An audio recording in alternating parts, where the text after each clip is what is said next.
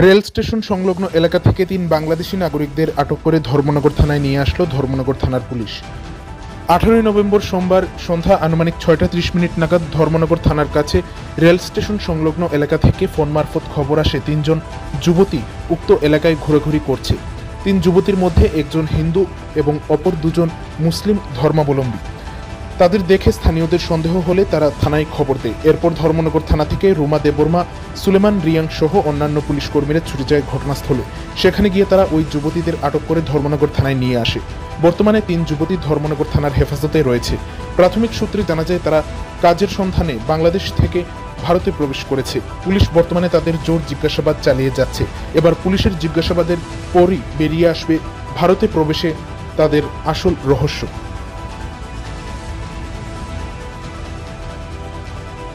উত্তর জেলার ধর্মনগর শহরে ৩ বাংলাদেশি নাগরিকের আটকের ঘটনা সম্পর্কে বিস্তারিতভাবে জানান ধর্মনগর থানার অফিসার ইনচার্জ শীতিকান্ত বর্ধন।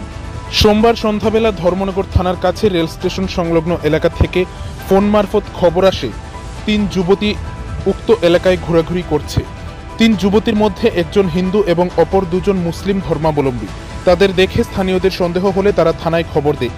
এরপর ধর্মনগর থানা থেকে রুমা দেববর্মা ও সুলেমান রিয়াং সহ অন্যান্য পুলিশ কর্মীরা ঘটনাস্থলে ছুটে গিয়ে ওই যুবতীদের আটক করে ধর্মনগর থানায় নিয়ে আসে। সূত্রে জানা যায় ভারত থেকে এক যুবকের সাথে সামাজিক মাধ্যমে ওই যুবতীদের পরিচয় হয়।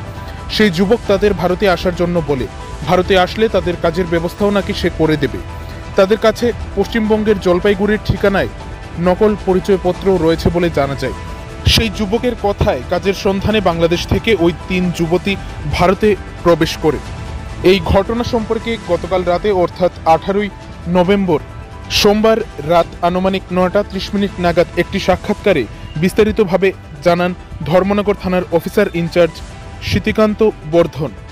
ধর্মনগর থানার অফিসার ইনচার্জ জানান বাংলাদেশি ওই ৩ নাগরিকদের জোর জিজ্ঞাসাবাদ চালিয়ে যাচ্ছে ধর্মনগর থানার পুলিশ।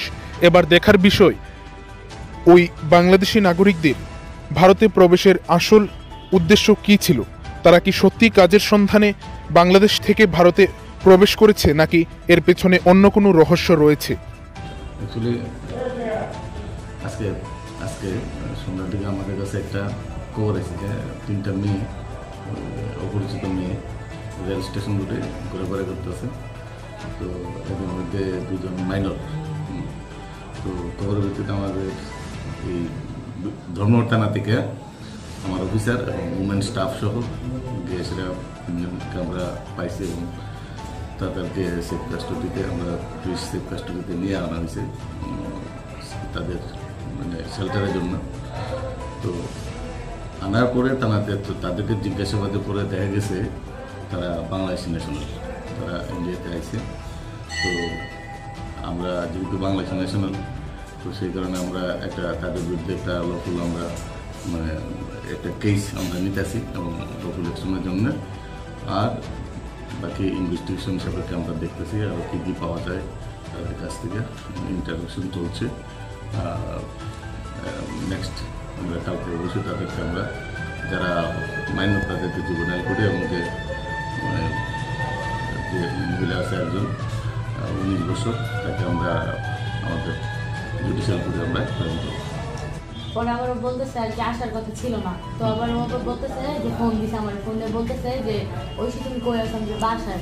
কোথাও যে 2টা মেয়ে আসবে, তো একটা আমার ছোট বোন আর একটা হলো আর তার বান্ধবী। তো তুমি হায়দ্রাবাদ যাও বাসে করে যায়, তারপরে ওদের সাথে একসাথে হওয়ার পরে তোমরা সবাই একসাথে আসো।